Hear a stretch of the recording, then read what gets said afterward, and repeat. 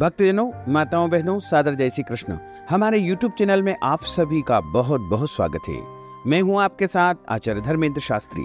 सबसे पहले आपको और आपके पूरे परिवार को गुप्त नवरात्रि की बहुत बहुत शुभकामनाएं और बधाइयां। माता रानी का भरपूर आशीर्वाद आप सभी के जीवन पर निरंतर बना रहे। आप सभी सुखी रहें, स्वस्थ रहें, व्यस्त रहें और मस्त रहें, निरंतर उन्नति तथा प्रगति को प्राप्त करते रहें। आज हम आपको बताने जा रहे हैं कि इस बार आषाढ़ माह के शुक्ल पक्ष की गुप्त नवरात्रि कब से प्रारंभ हो रही है तथा गुप्त नवरात्रि का समापन कब होगा और गुप्त नवरात्रि में कौन कौन से ऐसे सटीक उपाय आपको करना चाहिए जिससे आपके घर में सुख, शांति, समृद्धि का वास हो, माता रानी का भरपूर आशीर्वाद आपको प्राप्त हो। सनातन परंपरा में नवरात्रि का विशेष महत्व है। 9 दिनों तक चलने वाले इस पर्व में आदि शक्ति जगदम्बा, भगवती महाकाली, महालक्ष्मी एवं महासरस्वती माता की आराधना की जाती है, साधना की जाती है, मंत्र जाप अनुष्ठान किए जाते हैं। सनातन पंचांग के अनुसार पूरे वर्ष में 4 बार नवरात्रि आती है। 2 गुप्त नवरात्रि होती है तथा 2 प्रकट नवरात्रि होती है। चैत्री नवरात्रि और शारदीय नवरात्रि को प्रकट नवरात्रि माना जाता है तथा माघ मास में आने वाली नवरात्रि को और आषाढ़ मास में आने वाली नवरात्रि को गुप्त नवरात्रि माना जाता है। इस प्रकार पूरे वर्ष में 4 नवरात्रि आती है। सबसे पहली जो नवरात्रि होती है वो चैत्री नवरात्रि होती है, जो कि धर्म का प्रतीक होती है। उसे प्रकट नवरात्रि के रूप में माना जाता है। और दूसरी जो नवरात्रि होती है वो आषाढ़ की नवरात्रि होती है। जो गुप्त नवरात्रि होती है वो अर्थ का प्रतीक मानी जाती है। उसके बाद आश्विन नवरात्रि, जिसे शारदीय नवरात्रि के नाम से हम जानते हैं, वो प्रकट नवरात्रि काम की प्रतीक होती है। और चौथी नवरात्रि माघ नवरात्रि होती है, जिसे गुप्त नवरात्रि के रूप में हम मनाते हैं। वो मोक्ष का प्रतीक मानी जाती है। गुप्त नवरात्रि के दौरान मां दुर्गा के 9 स्वरूपों के अलावा मां भगवती दुर्गा के 10 महाविद्याओं के स्वरूप की आराधना तथा पूजा की जाती है। वैसे तो नवरात्रि में मां के 9 स्वरूपों की साधना तथा आराधना की जाती है।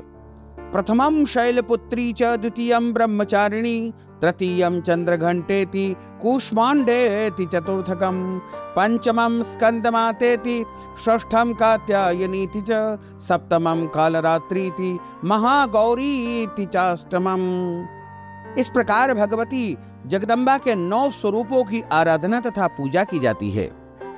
और इनके साथ ही यदि आप 10 महाविद्याओं की साधना करते हैं तो माँ काली, माँ तारा, माँ षोडशी, त्रिपुर सुंदरी, माँ भुवनेश्वरी, माँ छिन्नमस्ता, माँ भैरवी, माँ धूमावती, माँ बगलामुखी तथा मातंगी माता एवं कमला माता की पूजा अर्चना की जाती है। इस बार आषाढ़ माह के शुक्ल पक्ष की गुप्त नवरात्रि का आरंभ 19 जून 2023 सोमवार से होगा। 19 जून के दिन नवरात्रि का आरंभ होगा। उस दिन घट स्थापना की जाएगी, कलश स्थापना की जाएगी। जिस प्रकार आप प्रत्येक नवरात्रि में स्थापना करते हैं, उसी प्रकार इस नवरात्रि में भी आप स्थापना करें, व्रत का आरंभ करें, पूजा अर्चना करें तथा इस नवरात्रि का समापन 27 जून 2023 मंगलवार को होगा एवं 28 जून 2023 बुधवार को नवरात्रि व्रत का पारणा किया जाएगा। प्रतिदिन भगवती जगदम्बा के अलग अलग स्वरूपों की आराधना तथा पूजा की जाती। आषाढ़ गुप्त नवरात्रि कलश स्थापना का शुभ मुहूर्त 19 जून को सुबह से लेकर के दोपहर तक रहेगा। घट स्थापना का सबसे पहला शुभ मुहूर्त रहेगा सुबह 5:23 से लेकर के 7:23 तक का। यह 2 घंटे का समय सबसे सर्वोत्तम मुहूर्त है। इसके अलावा अन्य मुहूर्त में भी आप घट स्थापना कर सकते हैं, कलश स्थापना कर सकते हैं और भगवती जगदम्बा की प्रसन्नता के लिए अखंड ज्योति की स्थापना कर सकते हैं। आषाढ़ गुप्त नवरात्रि के दौरान अविवाहित कन्या मां दुर्गा को श्रृंगार का सामान भेंट करे। इसके लिए स्नान ध्यान के पश्चात लाल रंग के कपड़े पहने और भक्ति भाव से मां दुर्गा की पूजा करें और अपने घर में देवी जी के सामने या किसी मंदिर में जाकर के श्रृंगार की सौभाग्य की वस्तुएं आप भेंट करें, जैसे चूड़ी, बिछिया, पायल, वस्त्र, मंगलसूत्र इत्यादि जो भी सौभाग्य की सामग्री। यदि कोई कुंवारी कन्या गुप्त नवरात्रि में किसी भी दिन जगदम्बा को अर्पण कर देगी तो उसका विवाह शीघ्र हो जाएगा। और यदि आप कर्ज से बहुत परेशान हैं, कर्ज आपका पीछा नहीं छोड़ रहा है, तो गुप्त नवरात्रि में प्रतिदिन भगवती जगदम्बा को लाल चंदन आपको चढ़ाना चाहिए। ऐसा करने से आप कर्ज से मुक्त हो जाएंगे। और यदि आप रोग या बीमारी से त्रस्त है, कोई बीमारी ऐसी है जो आपका पीछा नहीं छोड़ रही है, तो आप भगवती जगदम्बा को काली मिर्च चढ़ा करके उसे भोजन में या फलाहार के रूप में उपयोग करेंगे तो निश्चित तौर से आप रोग से मुक्त हो जाएंगे।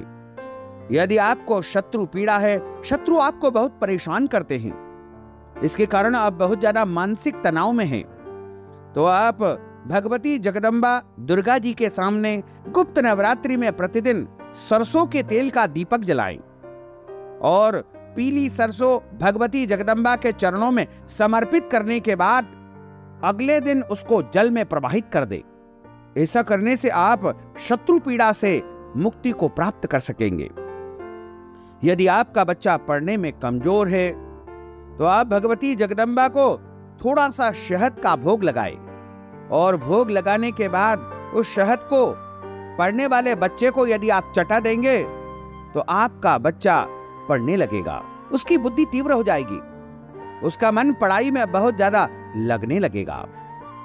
यदि आपके घर परिवार में कलह की स्थिति रहती है, लड़ाई झगड़ा रहता है, घर में अशांति बनी रहती है, या आपके घर परिवार पर किसी ने टोना टोटका कर दिया है, जादू मंत्र कोई कर दिया है, या फिर किसी प्रकार से कोई तांत्रिक क्रियाएं आपके घर परिवार पर की गई है, तो आप गुप्त नवरात्रि में शाम के समय जब सूर्यास्त हो जाए तो एक डली कपूर की मिट्टी के दिए में रख ले और उसके ऊपर 2 लौंग, 2 काली मिर्च रख देवे तथा थोड़ा सा गुग्गल उसके ऊपर रख देवे और सूर्यास्त के बाद में मुख्य द्वार के बाहर वह कपूर मिट्टी के दीपक में आपको जला देना चाहिए।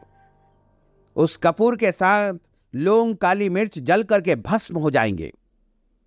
प्रतिदिन सूर्यास्त के बाद आपको इस क्रिया को अवश्य ही करना चाहिए। ऐसा करने से आपके घर के टोने टोटके और तांत्रिक क्रियाएं स्वतः ही समाप्त हो जाएगी और घर में सुख शांति समृद्धि का वास होगा। और यदि आप अपने घर में सुख शांति समृद्धि चाहते हैं तो गुप्त नवरात्रि में प्रतिदिन मां दुर्गा को पीली मिठाई जरूर चढ़ाएं और प्रसाद के रूप में अपने परिवार में वितरण कर दे। ऐसा करने से घर में सुख शांति समृद्धि का वास होगा। यदि आप किसी कोर्ट कचहरी के केस में फंसे हुए हैं और उसमें आप विजय प्राप्त करना चाहते हैं तो आप एक लाल कपड़े में लाल रंग का जो है पुष्प और फल रख करके मां दुर्गा के चरणों में अर्पित कर दे और सफेद पेपर पर लाल स्याही से अपनी मनोकामना लिखकर उसके साथ भगवती जगदम्बा को आप चढ़ा देवे। प्रतिदिन यदि 9 दिनों तक इस क्रिया को आप करेंगे और 9 दिनों के बाद जो भी आपने चढ़ाया है वो किसी मंदिर में जाकर के दान कर देवे तो निश्चित तौर से आप कोर्ट कचहरी के मामलों में विजय श्री को प्राप्त करेंगे और आपको अच्छी सफलता प्राप्त हो सकेगी। इस प्रकार 19 जून को सोमवार है, घट स्थापना होगी, कलश स्थापना होगी, भगवती मां शैलपुत्री की उस दिन पूजा होगी तथा 20 जून मंगलवार को ब्रह्मचारिणी देवी की पूजा होगी। 21 जून बुधवार को चंद्रघंटा देवी की पूजा होगी। 22 जून गुरुवार को कुष्मांडा देवी की पूजा होगी। वहीं 23 जून शुक्रवार को स्कंद माता देवी की पूजा होगी। 24 जून शनिवार को कात्यायनी देवी की पूजा होगी। 25 जून रविवार को कालरात्रि माता की पूजा होगी। 26 जून सोमवार को दुर्गा अष्टमी रहेगी, महागौरी की पूजा होगी। इसी दिन आप अपनी कुल देवी का पूजन जरूर करें क्योंकि कुल देवी के दोष से भी घर में कई प्रकार की परेशानियां और कष्ट बने रहते हैं। 27 जून मंगलवार को सिद्धिदात्री देवी की पूजा होगी। 28 जून 2023 बुधवार को नवरात्रि का पारणा होगा। तो यदि आप गुप्त नवरात्रि में हमारे माध्यम से अनुष्ठान करवाना चाहते हैं, दुर्गा सप्तशती के पाठ करवाना चाहते हैं, नवचंडी शतचंडी अनुष्ठान हमारे माध्यम से यदि आप संपन्न करवाना चाहते हैं, या कुल देवी का पूजन आप नहीं कर पाते हैं, तो आप हमारे माध्यम से यदि अपनी कुल देवी का पूजन अर्चन करवाना चाहते हैं, तो आप अपना नाम और गोत्र हमें व्हाट्सएप के माध्यम से भेज दीजिएगा। इस हेतु नगद राशि हमारे गूगल पे, फोन पे, पेटीएम अथवा अकाउंट नंबर से भेज करके गुप्त नवरात्रि का संपूर्ण पुण्य लाभ प्राप्त कर सकेंगे और अपने जीवन में, घर परिवार में सुख शांति एवं माता रानी का भरपूर आशीर्वाद प्राप्त कर सकेंगे। तो भक्तजनों, माताओं, बहनों, हमने जो ज्ञानवर्धक जानकारी आपको प्रदान की है उसको आप अधिक से अधिक लोगों को शेयर करिएगा, लाइक करिएगा, कमेंट करिएगा, और यदि अभी तक आपने सब्सक्राइब नहीं किया है तो अभी और इसी समय सब्सक्राइब अवश्य कर लीजिए। आपको और आपके पूरे परिवार को सादर जय श्री कृष्ण, सादर